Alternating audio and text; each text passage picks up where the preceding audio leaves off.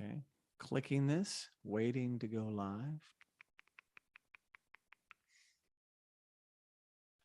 Always slow.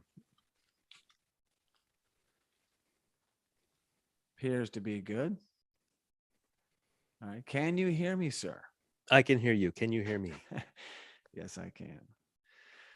All right, Sal. Are we ready? One quick sip. Yes. I have backup waters in case needed. I have a backup water always in the event of an emergency. Yeah, yeah. Water bottle. Yeah. I mean, what if you just started coughing like, having a fit? Yeah, exactly. All right, sir. Oh, Sal, Yes. we didn't do a countdown.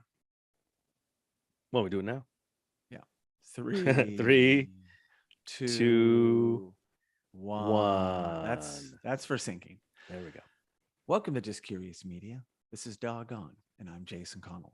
On the show today, I'm joined by special guest Sal Rodriguez. Thank you, Jason. Well, Sal, I always have you on it, so it seems, when I launch a new show, Yes. and here we are. And I'm usually honored, and I'm even more honored for this one. Well, thank you. Thank you. This show, the concept and the name of this show date back to when I was launching Just Curious Media. Oh yeah. I probably told you about it even before you were involved in Just Curious Media. I was coming up with different show ideas and was like, I'm very much a dog person. Yep. Have been for much of my life. I've raised two incredible dogs as an adult, had dogs growing up, family dogs, of Yeah. course. Yeah. But two that I, named, raised the whole bit. You knew one of them, Sure. Brody, back in the day. Oh yeah. And so this show was kind of just sitting there idling because what happened was we got busy doing Let's Talk Cobra Kai. And, that led to now we're over 100 episodes. So kudos to us and the show. And we were involved in that show before Netflix got involved with Cobra Kai and it became even more popular. Now that you mention it, Cobra Kai needs a dog. Mascot. There's no dog on Cobra Kai. Yeah. Yes, indeed. And so we also launched That's a Crime, a really fun crime show that we do. And there was always Let's Talk Movies. So very pop culture-y, a lot of fun, great stuff, entertainment. But I was always going to round out Just Curious Media with more shows and just different offerings. And so one was this show called Doggone. And the concept for the show is, or the synopsis is, a dog lovers podcast devoted to honoring the lives and memories of man's best friend. And so you say that to some people and they're like, oh my God, that could be incredible. And others are like, whoa, it's like watching the movie Marley and Me. They know it could evoke emotions and sadness. And so I nearly launched this show, Sal, in 2019. You don't know how things are going to go. We were just doing Cobra Kai each episode, of the seasons. That's all we were going to do. Yeah. We now do special features and we have it going as a weekly show. But there was moments where I was like, okay, I was working on another show called Pop Finance, and you're just kind of trying to figure and navigate a new venture out. So I had a person had contacted me. This was pre-pandemic, and I was going to have him on the show, but I didn't have episode 2, 3. I didn't have the format. Timing didn't work out, and it just kind of got shelved. It happens. So yeah. I have been thinking about this show more and more over the last, 6, 7 months. Like, now that we're kind of a well-oiled machine, maybe it's time to bring this show in. But then it's like, well, where do you get people?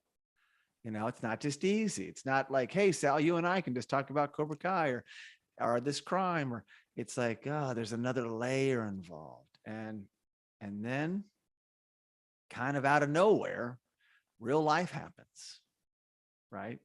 Yeah. And my super healthy dog, Nikolaus, Niko Connell, a beautiful white German Shepherd that I've raised since this teeny puppyhood, passed away very recently, 2 weeks to the day of this recording. And so we're going to get into his life. And that's the whole purpose of the show, is to mourn and to share and to grieve and tell stories and the highs and lows. And hey, we're still figuring this format out, but this is still new and fresh to me. And I wanted to honor him. And the moment, after I kind of realized what was happening, because he got sick and it all happened very quickly, But when I had a moment of clarity, I thought, Sal, this is, I told Sophia, like, I have to do this. I have to do this show now. And now, meaning like an honor Niko in the first episode. It will just be that spark that could help so many others. Oh yeah. The operative word I think is sharing, like you Yeah. said. Yeah. We share, you share in our grieving. Mm-hmm. You know, they share in our grieving, we share in their grieving. Yeah. We're all grieving together in a way.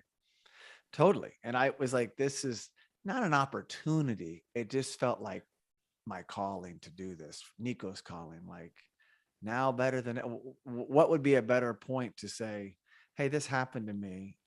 I'm going to go on this journey and share, and maybe others would want to, follow that. Like, well, he can do it. And I understand the framework of this, and who knows, this show could go so many episodes and just kind of fade away, but it hopefully it will help heal me. Yeah. And maybe anybody else listening in some regard, or at least reflect on their dog in their life, current or past, or from their childhood or something. I mean, I was even thinking, well, I'll do like 9 episodes and maybe I'll do one for Brody Connell, my chocolate Labrador retriever that I lost in 2013. Now that's been a while, but I was thinking, yeah, how could I honor him? So I was blindsided by these current events, what took place most recently. Well, you have been talking about this show for a long time. Who would have guessed that you would, in a sense, be the first guest? Yeah. And then, it's a timing thing. And the timing the timing is right now. It is. And so here we are. And so anybody listening to this first episode, or whenever you are, still navigating here. And so, this first episode is also going to give the backstory of the show itself. Obviously, if we move forward and get more guests, it'll be more streamlined. But Brody, my other dog, like I mentioned, did pass away in September 2013 at 12 years old. And he had a great run, great life. And I always had this assumption that Niko would be in that family. Now, they're bigger dogs. Brody was over 100 pounds. Niko was a bigger dog, and I'll get into his stats and background. But I was always planning, this guy, his grandparents were still alive when I got him. His parents were alive like 12, 13, 14. So he got taken to me much earlier than that. So again, just out of nowhere. And to say that I'm in the middle of grieving, I don't even know where I am in that scope, but there's much more to go.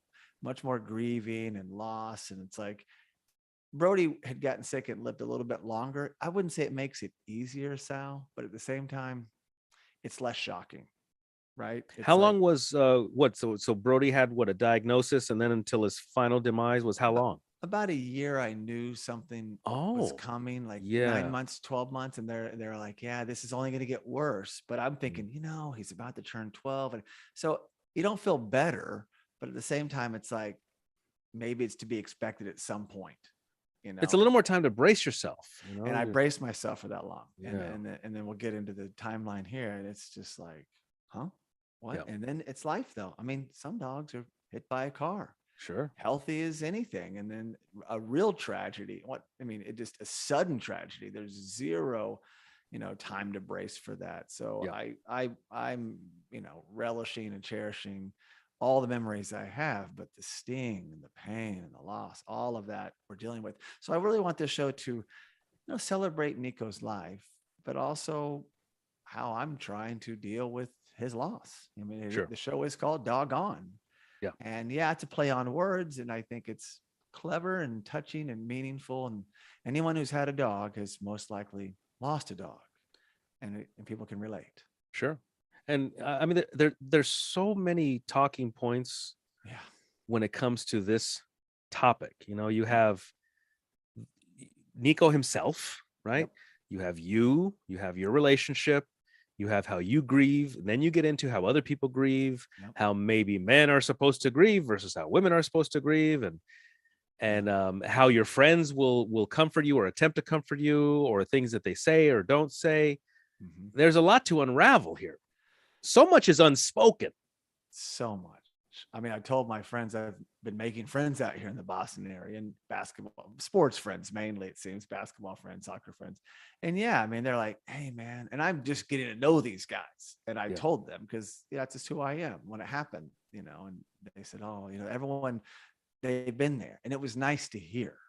Oh my gosh, I lost my dog 6 months ago or a year ago. Or so it kind of bonds you more, but really it doesn't go much deeper than that. No one wants to get into how they really feel, or like no one wants to get into, especially a bunch of guys. Not Yeah, everyone's that's what looking I'm talking to about. start Yeah. crying. And so I was like, the wires are still raw, like, Yes.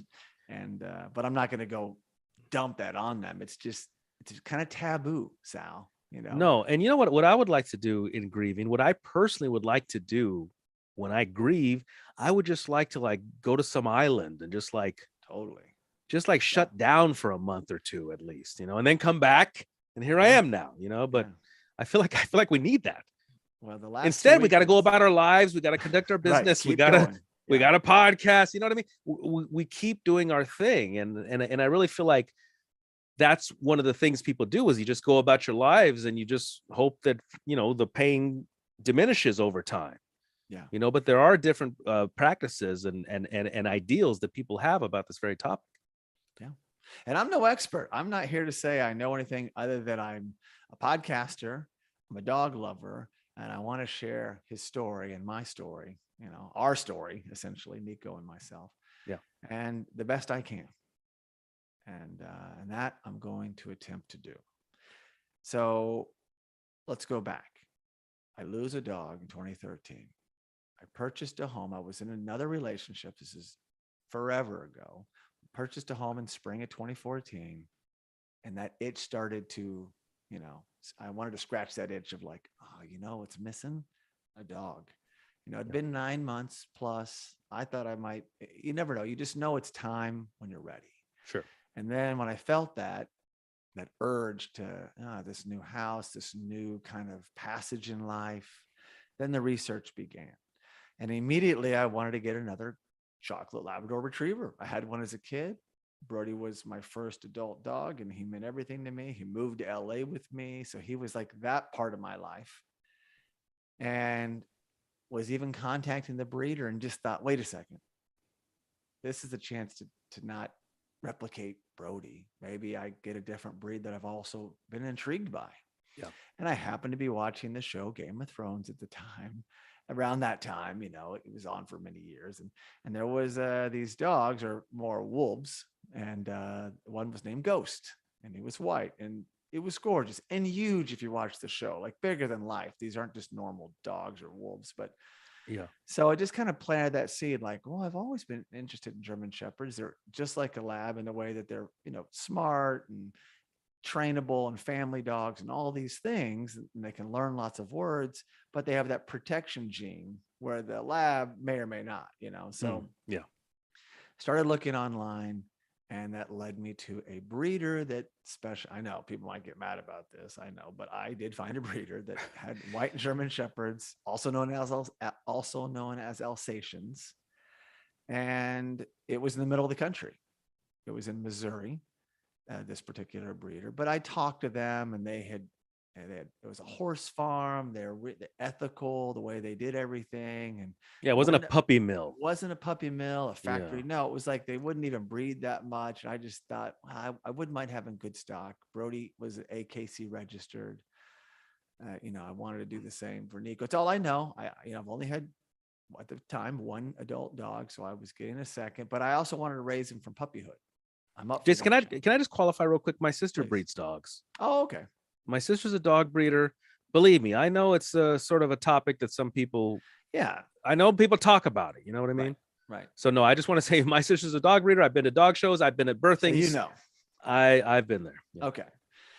That's my preference. So I was on a trip in Oklahoma visiting family and was like, hey, maybe now's the time, and found them and set this thing up. And when I was leaving Oklahoma, I would basically drive. It was going to be 2 hours and they agreed to meet me. They would drive 1 hour and save my time because I'm going to go pick him up and then just head on my way all the way back to California. It wasn't like a bed and breakfast where you can go like stay No, there. that would have been nice. And Yeah. they really were trying to pitch me or sell me on the other male. They only had two big males. I was like, oh yeah, two would be cool. Two would be Were they cool. But siblings? yeah, oh yeah. Oh wow. Yeah, well, I That's really cool. thought long and hard about it, but I was like, I have always had the one. I know what that's Yeah. like, and it's a lot of work because we would do training, and Niko and I would. And so I went with Niko, and I had no name for a little while, and it just on his name, to be clear, it's Nikolaus, which is German. Yeah. The German Shepherd. My last name is on his paper, so I always went with Connell. Yeah. And then, but you can't say Nikolaus 1,000 times, Sal. When you have a dog, you got to have a name that's like, Brody was great. Brody. So it became Niko. And I knew that right away. It wasn't just by happenstance. It was like, we may have come up with Niko first and then Nikolaus later to kind of have the German roots, because Niko is actually Japanese and it means sunlight. And so it was kind of funny if I say his name's Niko, someone's like, oh, wow, it's Japanese. So that I tell the whole German story. But anyway, it doesn't even matter. But that's how he got his names. Of course, he was a male. He was a male dog. I like the bigger dogs. Yeah. His father was 120 pounds. His mother was 100 pounds. So I was always like, come on, Niko. I want you to be a big boy. Yeah. And he did get to 120 pounds. So, and then he would kind of fluctuate a little bit because he was super active.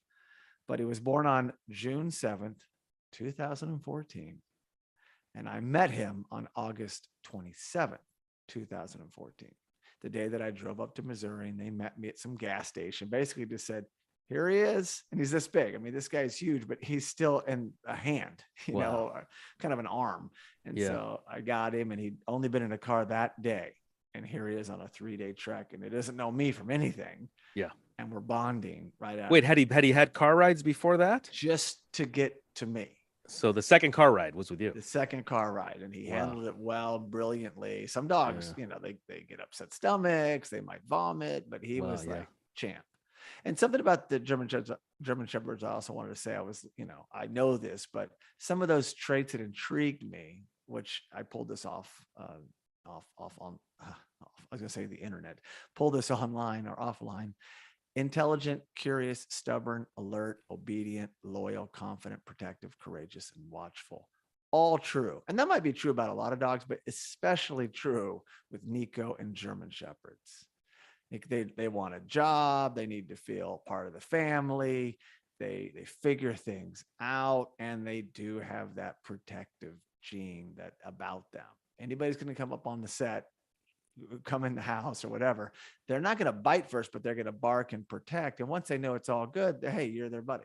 Yeah. It's kind of amazing to see how different breeds respond in different situations. But the Missouri is the show me state, which I always get a kick out of. You see it on license plates. I always thought that was funny.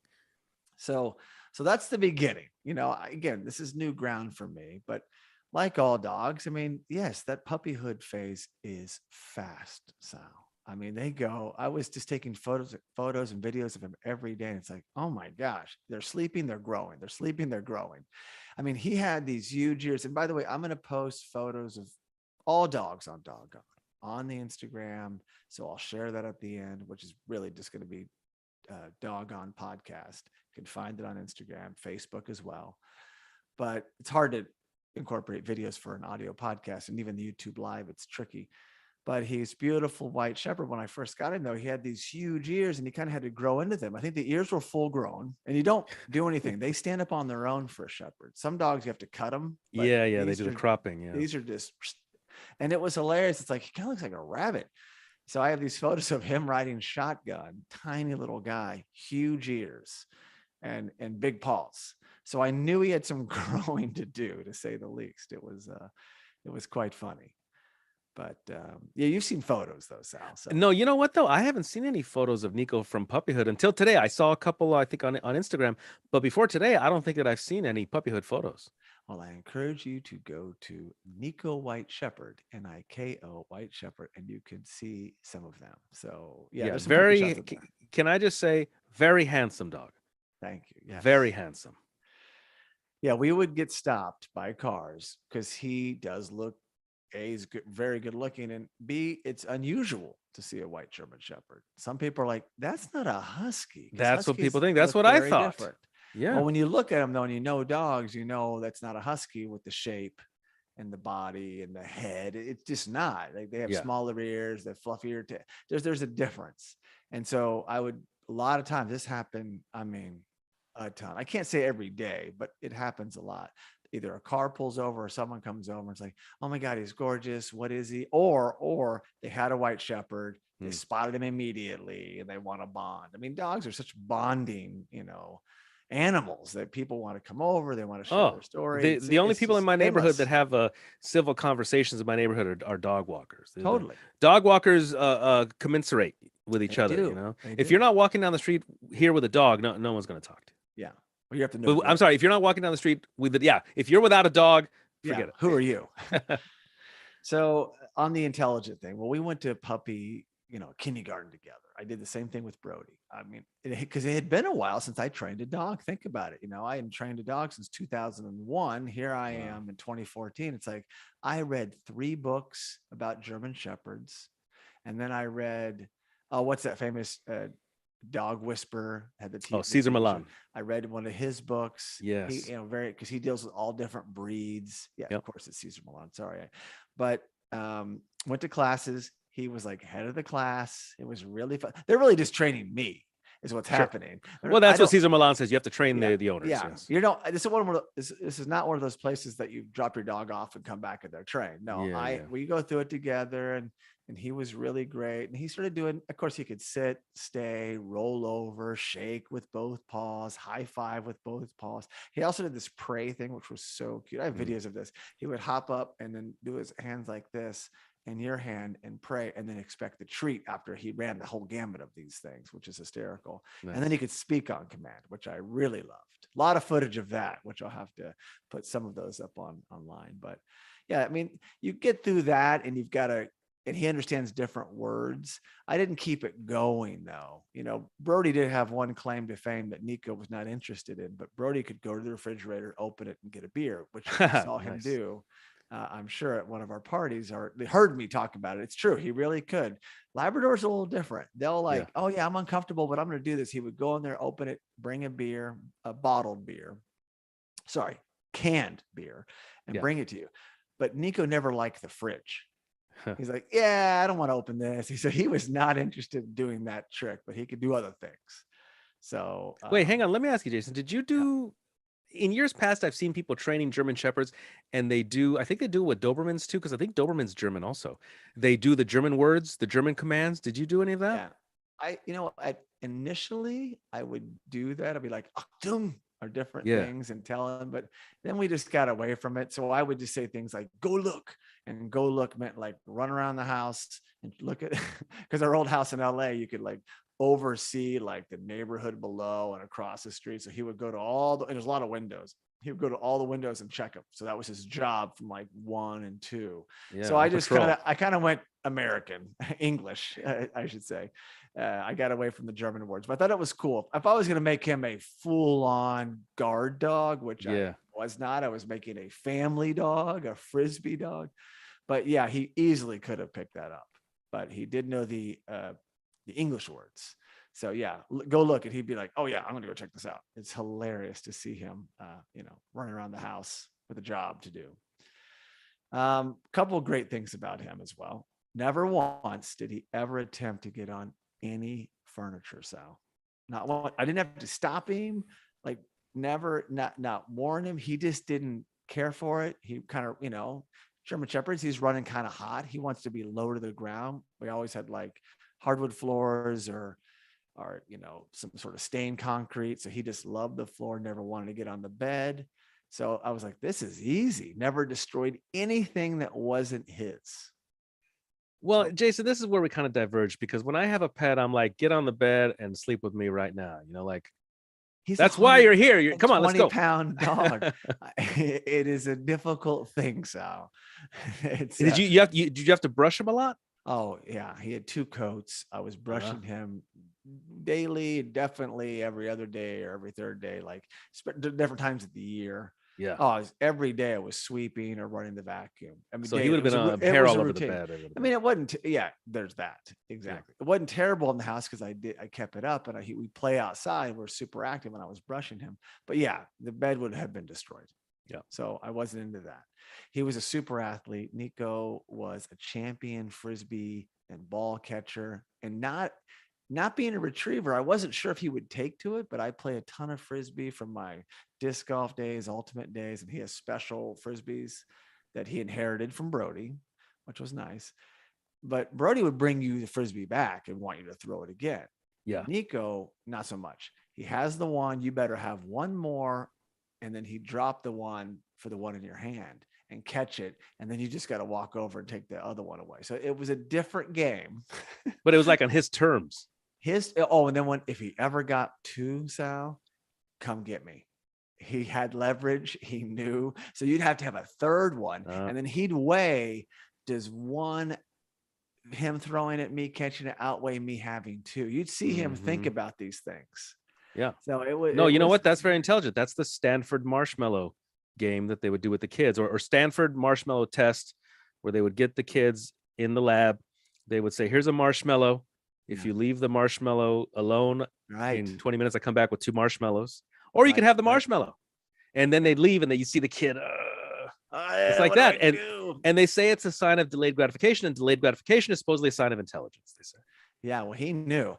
Then I'd have to really entice him to catch it in the air. Like, check this out. You love this. And he loved doing that so much, he would give up the goods for them. Unless he was done for the day. And then he would finally just drop them and go inside. So he was incredible at it, Sal. I have so much footage of him catching frisbees. I have a GoPro, some funny shots. I put it all over the yard or my iPhone. So more fun things to view. He was a cross-country road trip warrior. You couldn't have had a better co-pilot. Never asked to go to the restroom. I mean, we stopped. I was worried about him. He won't say a peep. We went from one time, these few times, California to Minnesota, not in one swoop. We'd stop and stay in where did we stay in Arizona? Lake Havasu, Santa Fe, Iowa, Colorado. We would stop along the way and enjoy ourselves, meet people or meet friends. But it was amazing, that whole road trip and back to California, from California to Oklahoma. When I moved there during the pandemic, just to check on family and do things, here he is, my co-pilot, and a U-Haul that time, never one complaint. Oklahoma to Pennsylvania to Massachusetts, where I live now. And then most recently, his last big road trip was Massachusetts to Florida and back. Loved it. The guy was amazing on road trips. Now, Niko, Jason, Niko has seen more of the U.S. than I have. Yeah, exactly. I've been everywhere, man. He's just like, he's spotting license plates and what's that playing the buggy game? Yeah, he's doing all that. Now he was always my dogs. I had several cars with Niko, but he was always in the very back. I dedicated the back of an SUV to him, for him, padded it out. Plenty of height. These are always bigger SUVs, FJ Cruiser, and I now have a really great, Grand Cherokee. So he had plenty of room to move around. I put nothing back there with him besides his beds and his comfort zone. So when you're traveling cross country, you're taking the back seat and that's it. You don't get the very back, which is designed for cargo, but he was the precious cargo. So he didn't like the passenger seat? No, see that. He's so big. I wanted to give him that, he could turn around. And so, no, I didn't put dogs in the second seat. I gave probably safer back there too, I'm thinking. Much safer, I would think. Yeah. And I keep the window down, but if he needs air, I just put the back windows down. He would, quiet as can be. So never a complaint, not one. I'm even saying, hey, do you want to stop and we'll go potty soon? And you see it pop up. So, just kind of throw him a bone there. And then we would get out at rest stops and whatnot. Also, Sal, this is something that I'm still dealing with, because if I left the house for 5 hours or 5 minutes, I'm going to get greeted by him running down the stairs like he hadn't seen me in forever. And that's something that you just can never get enough of. Right? And one of the primary differences between dogs and cats. Oh yeah, cats are like, oh, it's you again. You Back so again. soon. Yeah, there is a difference in the two. Yeah, the dogs probably, unfortunately, they run a little bit on the anxiety side. They have that fear you're never coming home, but separation anxiety. But it's so cute, and I miss hang it on, so hang on, much. Jason. That goes a little both ways because I think I think I always have a fear that what if I don't come back home? What if I don't come back home? Well, there's that. Let me put a little extra water out. Let me make sure the dry food's filled. Let me make sure that if I didn't come back, they'd be okay for a few days. I think about that too. I would always have him go to the restroom again before I left. I would always make sure he had enough. He was so good though, Sal. He wouldn't eat or drink the minute we left, unless he was finishing dinner and I was like, "I'll see you later." You'd come home and he'd see you. He'd go potty. He'd come in and he'd drink for a whole minute. He knew if he drank and ate, he didn't really know when I'm popping back in. So he figured it out, and it was in a holding pattern. Yeah, very Now, smart. in one house in LA, which was really cool because of the climate and the access to this big backyard, and I could leave this door open through the garage, he had access. And I love that. When you get to other parts of the country and the climate is not as just stable, I couldn't do that here. But I don't leave him for long stints, or I did not do that. So, but yeah, very smart. Figured it out. Oh, you're going to go? I'm going to hold off on drinking. He doesn't even take the risk. Okay, so I wrote a few things down here to kind of trigger some things, but here's questions he loved, Sal. Questions. He loved these things. Do you want to go outside? It's like he could be in a deep sleep, and just that was like he'd do a spin. He's up, and oh my gosh, it was hilarious. Or very similar. Do you want to go for a walk? Or maybe the biggest of them all is, do you want to go for a ride? He could be in the backyard with 3 Frisbees, holding them back from me, keeping them away. I could say, you want to go for a ride? And he's dropping them and he's running to go get in the back of the SUV. So cute. So predictable, right? Yeah. So predictably amazing. But I like how he can distinguish between the phrases. Yeah, he knew the difference. Yeah. A ride. Well, he loves going around town. It could be a 5-minute ride, or we can go cross country.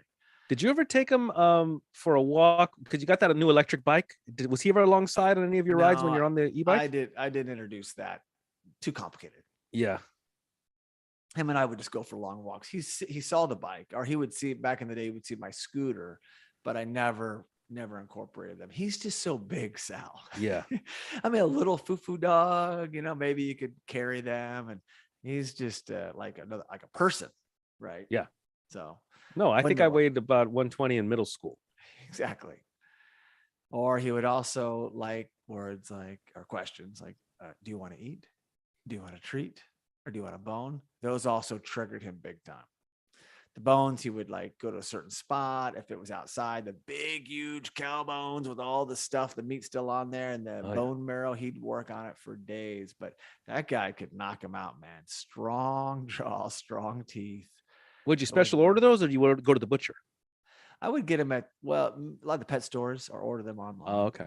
And yeah, he thought they were amazing. I hadn't thought of a pet store because I think when I was growing up, my mother would go to the butcher and say, "Hey, well," they would like, it was from the butcher, the leftovers, right? Sam the Butcher from Brady. Yeah, exactly. It was like we would get them, but now I guess pet stores eventually would have. Yeah, they're not as meaty as the ones from the butcher probably, but these bones are safe. They're not going to splinter. So I just was like, well, we'll go with that. He also knew when the night was over, because I would say, let's go to bed. And he would, in this house, he would come upstairs and then sleep on the floor, or on his bed on the floor in the master bedroom. But he knew what that meant. And when I'm like getting ready and brushing teeth and maybe showering, if I hadn't showered, he'll just lay there by the bed and look up and wait for me to pet him some more and then get into the bed. So it was incredibly cute. And you just count on that. Yeah. Right. Just part of the thing. It's reliable. He knew when I was recording. He'd see me kind of getting ready to go in the room to record. And I would say, I'll be right. I'm going to go in here. I'm going to record. I'll be done in a little while. And he'd be waiting outside that door right there when I got done. When you and I, mostly it's you and I would walk outside and there he is. And he knows I'm going to take him outside. So that's what you get used to. Yeah. Now. And that's just part of what you start missing. Sure. I'm like, wait a second, this doesn't make sense. Conversely, here are some phrases he disliked. I would say to him, not a fan of this. I've got to go. So he's like, immediately was just head down. He knows I'm leaving, or I'll be right back. Both means that I'm going to be gone for a while. Again, to him, 5 minutes could be 30 hours. Yeah. Their concept of time is not very good. So the dogs don't really get it. But he also knew the drill when he saw me get my sports gear out, or if he saw suitcases or duffel bags. That caused him great anxiety. So if he saw that happening and it was a trip that he was going on, I had to hurry up and tell him, hey, don't worry, you're coming. You're coming with us. It's all good. And then he'd get fired up and want to go to the SUV like early, and I'm still packing.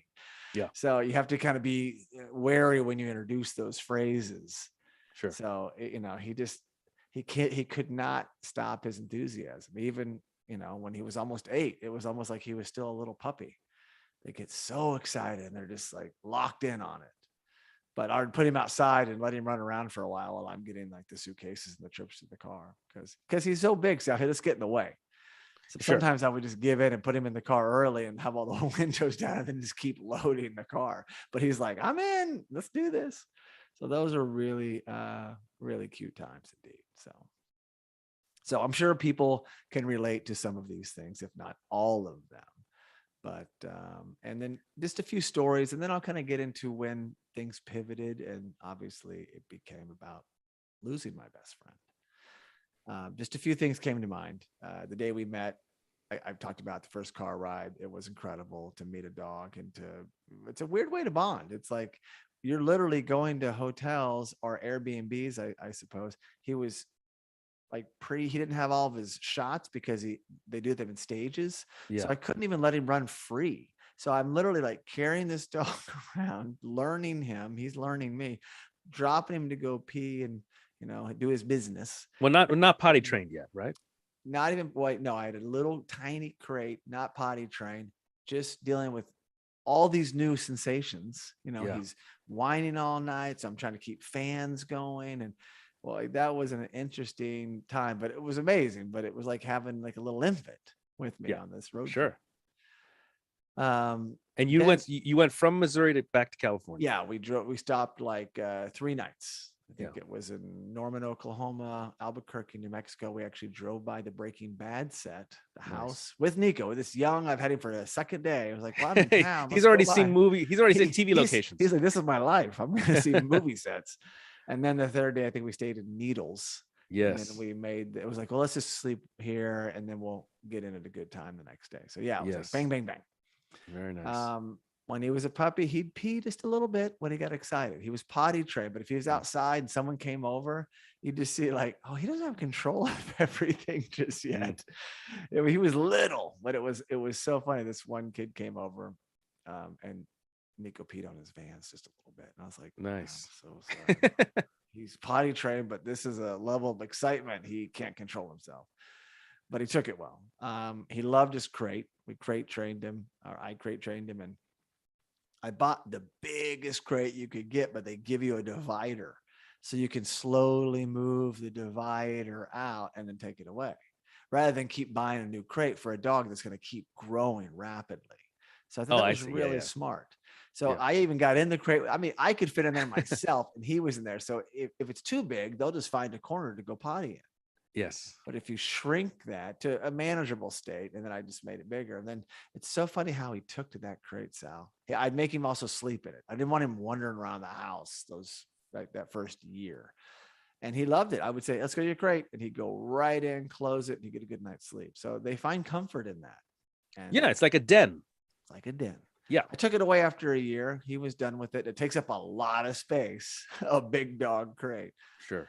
But that was really cool. And in that first house, I mean, I think he lived in 4 houses all said and done, stayed in another for just a little while. But in his first house, the one you visited, we had movie screenings outside. That's where he really, came into this world. And the neighbor had a cat named Charlie. And he didn't really have anything against cats, but he's very territorial. Niko was, Sure. and sometimes the cat would love to just come over on our side of the wall or the front yard, and he more than see him, he would just hear the owners call for him. It would always be like this, Charlie. And if they did that, Niko went nuts because he knows Charlie's on the loose and he might be in the backyard and he might not be. But so that I would tease him. I would be like, Charlie, and copy them. And he'd be like, huh, what? And he'd run around the house looking at every window, looking for that darn Charlie. That's funny. It was so funny. And when Niko got bigger and Charlie was sometimes in the front yard, the front yard wasn't fenced in, so Niko didn't play out there without me. But there were many times where bigger Niko would see Charlie and Charlie would go up a tree. Sure. Then I felt bad. I had to help the neighbor, put Niko away, help the neighbor get Charlie out of said tree. But it was a good cat and dog game they had, I guess. Well, because I don't know what it's like in other counties or states, but I do know that in this city and county of Los Angeles, a cat does not have to legally be on a leash, whereas a dog does. Yeah. Yes. So yeah, cats can run around all over the place, but dogs have to be on a leash. Yeah. And it's cool, but Charlie drove us a little crazy sometimes. It's like he's teasing, almost like he's teasing Niko. Yeah, he pushed his luck a few times. Yeah. Like, I don't think Niko had done anything, but he's going to get really close and scare Charlie to death. Sure. Then there was a time that there was a park right there in Mount Washington. This is in Los Angeles, real close to downtown, Highland Park, great area. But really, we could walk 5 minutes and be at this kind of park, right? Heidelberg Park. And one day we're off leash. I'm training him. And all of a sudden he gets spooked. Another dog, a bigger dog than Niko at the time, scared him. And I was like, I saw a dog run by me and I thought, what? And I saw Niko fly through the park. And this isn't like a park. This is like, lots of elevation and trees. So it's not like you can see everything. And he disappeared, Sal. And I was like, yeah, oh my gosh. And that was a terrifying few moments or 15 minutes. I'm running like nonstop through the park, yelling his name, going through the neighborhood. I mean, I don't know where he is. And there is a couple of roads and I'm running all over the place. Roads with cars. Couple cars, FedEx trucks, yeah. But not a main road, but a windy road in the mountain, And sure. I thought, oh my gosh. And I'm running and screaming. And these two girls walking said, oh, we just saw a dog at a house down the street. And I was like, thank you. And I ran all the way home. And if it wasn't Niko on the front porch, just sitting there. Well, he ran home. He shouldn't have left me. Yeah. But at least he went home. Wow. Nice. So there's that. Good save. It was a good. He still got grounded a little bit, but I mean, he scared me to death. I never forget the FedEx guy because he would see Niko a lot. He saw me running frantically. I was like, Jason, is it Niko? I was like, I don't know where he is. And then later he saw me on the front porch, petting Niko, and he was like, oh, it's okay, great. So that's kind of, they get to know each other. People see you walking your dog all the time, right? Yeah. And that same house, we would encounter a lot of coyotes up in Mount Washington. Yeah. You see one, they run, and Niko learned that they were predators. I didn't have to teach him that. He just knew like these are bad things. And one night we rounded a corner and we encountered 6 of them. And I was like, hey, this is a little hairy here. Sure. And they broke out though. There was an old man up the street. This is crazy, Sal. And he would open up a bag of cat food and dump it on the sidewalk for all these stray cats to come in. And and I didn't know the guy. I just moved in. I was like, what's this guy doing? I saw him do this with my own eyes. Yeah. And well, guess what, bro? You're bringing skunks and possums, and coyotes in. Sure. Now, cats can't eat all this food. Someone finally stopped him from doing it. Like, that's a bit much. You don't need all these feral cats being like, that's just too much food. And that's one of the nights that we encounter these coyotes. So they're there for easy food, but they got freaked out by us. But I wouldn't leave dogs outside in that area, right? Yeah. Even Niko, 6 coyotes, if they came in our backyard, yeah, it's not a good situation. But he learned to scare them away, man. And he was bigger than them, but they're clever in their own right. Oh yeah. And when it comes to packs, it's a different story than if it's one-on-one, Yeah. Yeah, I was like, are we going to go back to back kung fu fighting here? And then those things just shot out. And they can go, 100 miles an hour. Sure. So then we moved. Niko and I moved, and he was part of that big time. Life happens. Yeah. A new relationship, or I should say, a relationship ending. Mm. I moved. Of course, he was my dog. It wasn't about who's going to get custody, and it was never a question, never an argument. Niko and I were a bonded pair. Yeah. So he moved with me, and we moved to the valley in a really cool spot, a little gated community, like a duplex, but huge backyard, bigger than we had in Mount Washington. And he loved that backyard. So, I mean, it was massive. It's like a park. It's like a little park, if you want to be clear. And it's so private. During the private, all the way around. Privacy fence all the way around. Nice. Like rose bushes and palm trees and plenty of room for frisbees and a big water feature. I mean, I would work out there a lot. It was a big patio. So it was a shared backyard, but the person on the other side was rarely there. Yeah. Like in another, they weren't even in the same state half the time. So during the pandemic, man, it was him and I just on lockdown. You remember how crazy LA was? Like we were literally on curfew lockdown, and at least we had that sanctuary. Sure. He loved it. Yeah. And he loved chasing those squirrels out of that backyard. Like he would literally chase a squirrel out of the backyard to go up the privacy fence, and he'd go up and hit the privacy fence with his paws to maybe knock that squirrel off the fence. It was pretty funny. The new Charlie. Yeah, exactly. There's no Charlie, but there's Charlies everywhere meanwhile. So it was so funny. And then during lockdown, I started doing my martial arts training in the garage because not much was going on. I had my mats, and he was so cute. I'd get my gi on to go through the whole class, and he'd lay there and watch me. And if I was stretching, I would be petting him. There's even photos of, I had to take some photos sometimes. It was just too darn cute. There's a great photo when I was looking through the Instagram today. You're laying there on the mat in your karate gi. Yeah. And then you're reaching over, and I think he has his paw in your hand. Yep. Yeah, we were touching hands. I did like a selfie. And I'm watching that like something in my eye. Something in my eye. I know. Looking at that now is extra touching. But yeah. So he was good like that. A few more. That particular area was called Candy Cane Lane because of how big they take Christmas. Now we were just adjacent to that, but we could just walk right over and enjoy Candy Cane Lane. Yes. And I would take Niko. I mean, this is before the pandemic, right before, I think it was 2019's Christmas. Right. So it was like festive and hundreds of people. So we would walk over there, and he was getting so much attention, like almost like he's a Christmas dog. Yeah. And they have a step and repeat in this one house. And so we're doing the step and repeat, like background, I'm taking photos, but then people who don't even know him are taking photos of him up on this thing. I loved living there. It was very festive that time of year.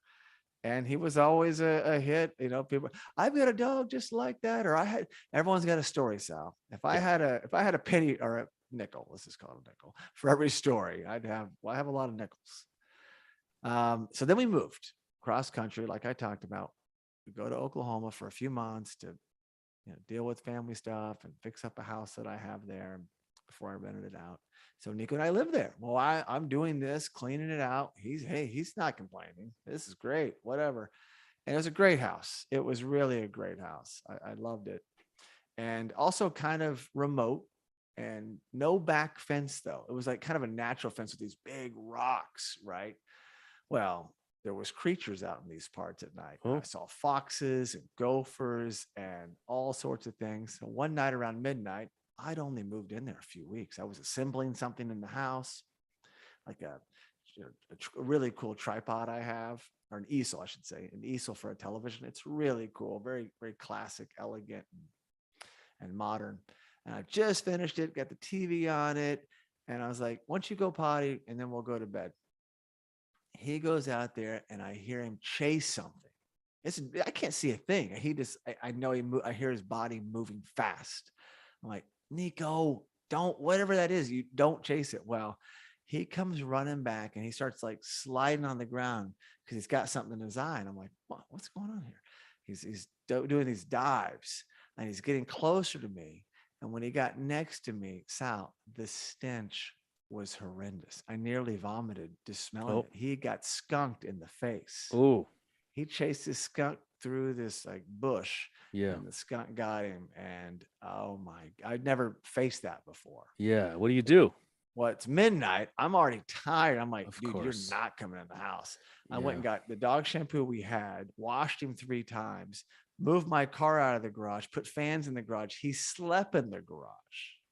It's not, it was attached garage, nice, but his smell was so bad. And the Wow. next day I went and got the actual deskunking, shampoo and put it Yeah. on him and then wash him 3 more times. And by the next day he could finally come in.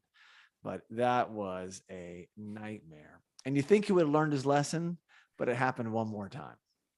Like Well, I think he was. faintly. You were more bothered than he was. I was worried about his eye. The next Yeah. time it was more faint. I think he saw the skunk. He's like, uh-oh. And the skunks, but maybe it was the same guy. It was months later and Yeah. kind of got his coat a little bit. And I washed him off. We knew what to do, but oh my, if anyone who's had their dog skunk, they also say tomato juice is good. Well, I had Yeah, no I've heard tomato that. Yeah. juice and everything's closed at midnight in this particular Yes. town. I was like, oh my goodness. Things like that usually happen at the most inconvenient times. Yeah, exactly. Like I was exhausted and it's like, oh, okay. And I'm on a new time zone, but hey, we made it through. And then, well, more recently, before we moved to Pennsylvania, well, not Pennsylvania, I'm sorry, before we drove to Pennsylvania, before we moved to Massachusetts, he knocked over my aunt and uncle's chimney. I was playing frisbee in the backyard. He rounded the corner, put on the brakes, but barely touched it. And we all just watched it like, oh, that's not good. It was like, whoa, whoa, Oh, whoa, boom. And then it just exploded. yes. And I was like, Yeah. oh, and they're trying to be like, no, it already had a crack in it.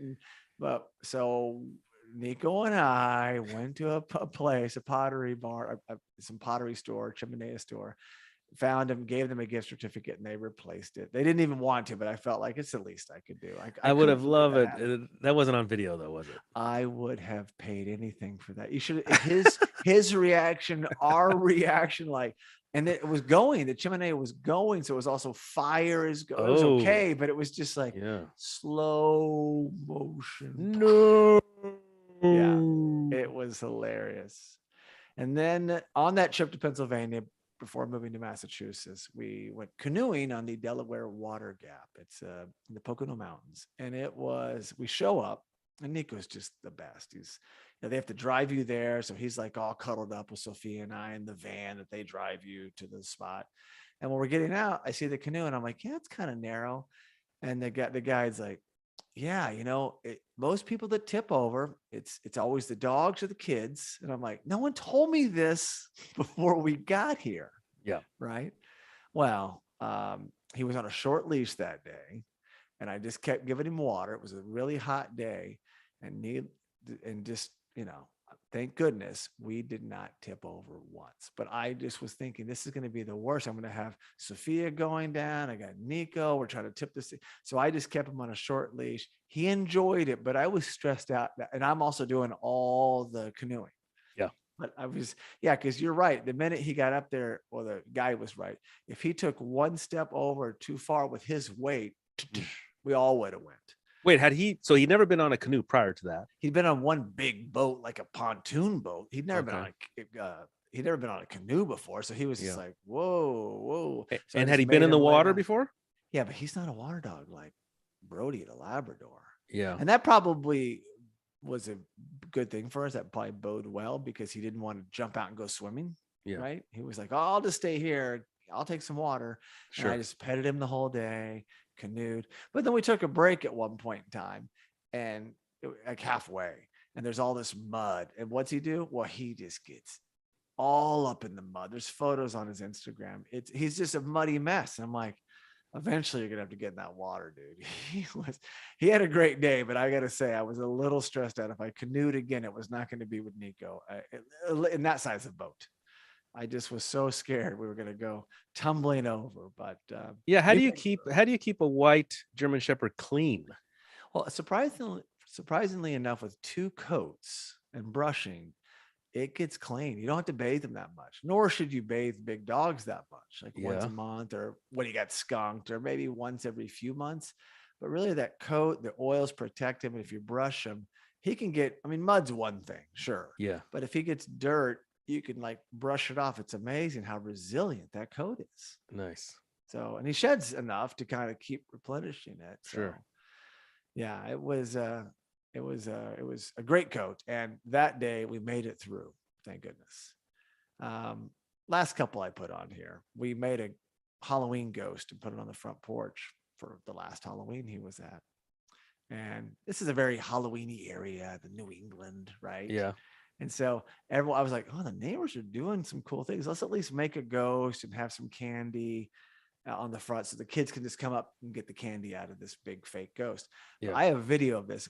Sophia opens the door and Niko sees me in the yard and he's like, hey, and he sees this ghost. He's like, what? So here's like this big brave dog just got like so scared.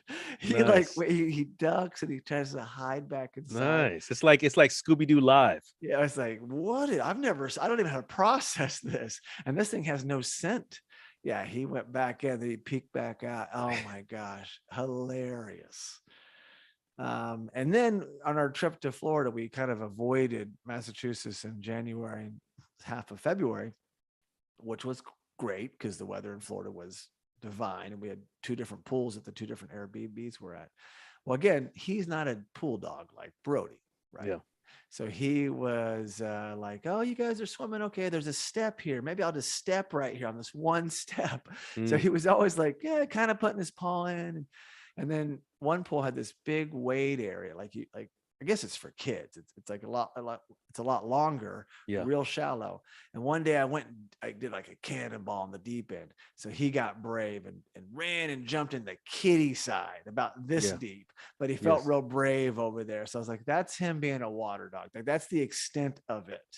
He doesn't want to be submerged and swimming, but I have some footage of that as well. It's hysterical. So you could tell his inner Labrador was trying to come out, but not so much. Not so much. Did you or have you bonded with any other white German Shepherd owners, either in the area or online or anything? Funny you mentioned that. So that first house that he was at, the one in Mount Washington, up the street. So it's about a mile walk up to the elementary there, Mount Washington Elementary. So we would do these walks. It's what you do when you have a dog. You explore the area. They give you access to everything. And people are nice to you. People are nice. We stumbled into another white German Shepherd, longer hair. Niko's was medium. This was longer hair, about the same size. That dog's name was Ghost from Game of Thrones. So they went there. They went on the nose. Yeah, nice. And so we met, and this is Niko's probably like 2-ish, right? 2 range. And so Ghost is around the same age. And we would go on walks, like, close together. The owners were talking, having a great time, talking about our dogs, talking about life. As they got a little bit older and didn't see each other for a few months, then it became an issue. Oh, like that Ghost was very like just protective of the owner. Yeah. And so we would get close and he would like bark at Niko and then Niko would retaliate. So then we would try it on the other sides of the streets. Yeah. And then pretty soon it was like, hey. Oh. And it just wasn't going to be a union anymore. Sure. So it was interesting but yeah. And then there was another one I ran into on Eagle Rock, a little bit older. And I took a photo as well, white Shepherd. And it was just funny seeing them together. So I've had those 2 experiences. Yeah. Nice. Well, No Niko more. gets to see his own kind. Yeah, like, hey, I know you. Sure, you look familiar. And it's true. When you see someone or someone sees us with a white Shepherd, they feel like they know you. Like, oh my gosh, what the heck? Or black. There's a black Shepherd. In fact, we were driving. Hang on a second. I haven't even seen a black Shepherd. I've seen they the look a brown. little I've seen the more white. menacing. Then there's the black and tan, like the Rin Tin Tan. Yes. But we were driving, I want to say back either to Florida or from Florida. No, we had to be going to Florida. And it's a rest stop, typical rest stop, lots of grass. I like those areas. You feel safe. And there was a state trooper. And I forget what state he was from. It was on that drive.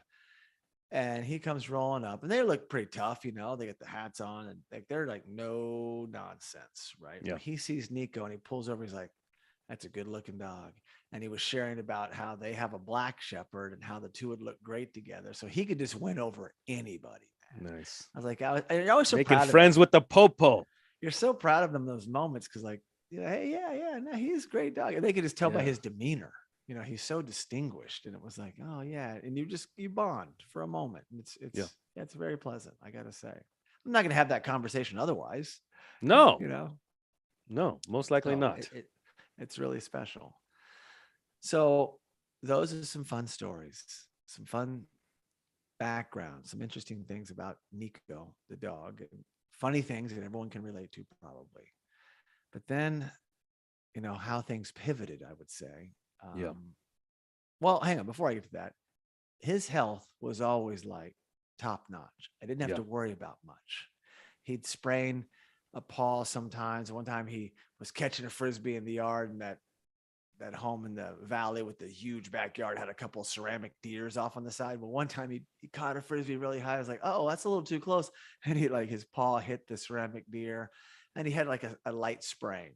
And in a day later, he's fine. Or he would Mm. cut in the yard because he's so strong. He could like cut, jump. And it's like equivalent to like spraining a paw.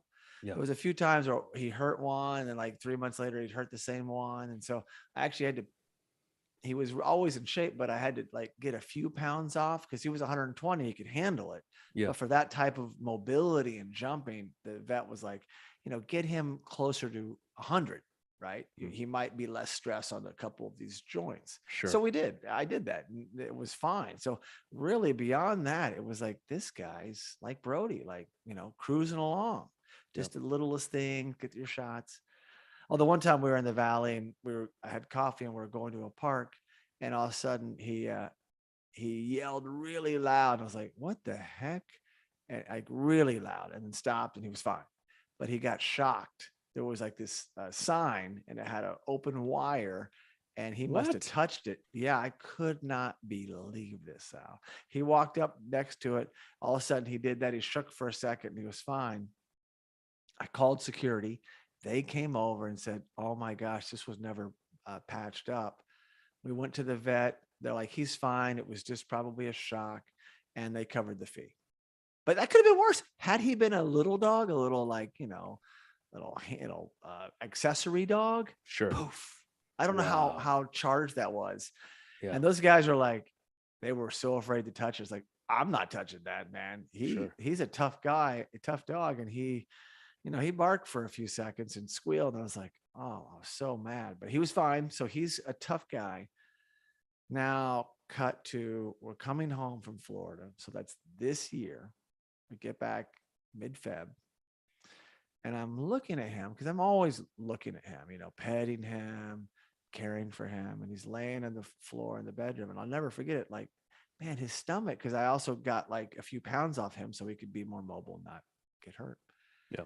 And I was like, wow, he's been eating really good. He's not even a big eater. He eats his stomach. And I started pushing on his stomach, his abdomen more. And I just felt something. And he's big and he's slim. So we would always go to the vet for appointments and everything. It just kind of went undetected, but there was something in there. And I was like, okay, we've got to, and he's kind of breathing heavy. Like maybe this is bothering him, or maybe he's running hotter. Mm-hmm. So went to the vet, and they, told me, or I found out that it was some sort of tumor or cyst. It was something in there. Yeah. Foreign. And we had gone to the same vet not that long ago. It was undetected. You're not looking. You can't, if he moves, it kind of just pivots, but he was laying a certain way and I felt it. Then they went in. And so that vet recommended I go to a surgeon. And I'm thinking, oh my gosh, this is like becoming complicated. And we have the normal pet insurance, not like if this happens, like he's a super healthy dog. He doesn't have anything, maybe an accident. I have an accident policy. Sure. Not an accident policy. So we get this diagnosis that he has this tumor that's good size, attached to some organs, and it's a pretty extensive and expensive, very expensive surgery. And it's like, but doing nothing, that clock is just, it's not in a good area. And he's finally now starting to feel, issues from it. Right. Yeah. And they don't know how long it's been there. I'm just like, what's gone undetected? So it could have been several months. It could have been 1 year. We don't know, but enough to grow like the size of a volleyball. Yeah. Or close to it. That's big.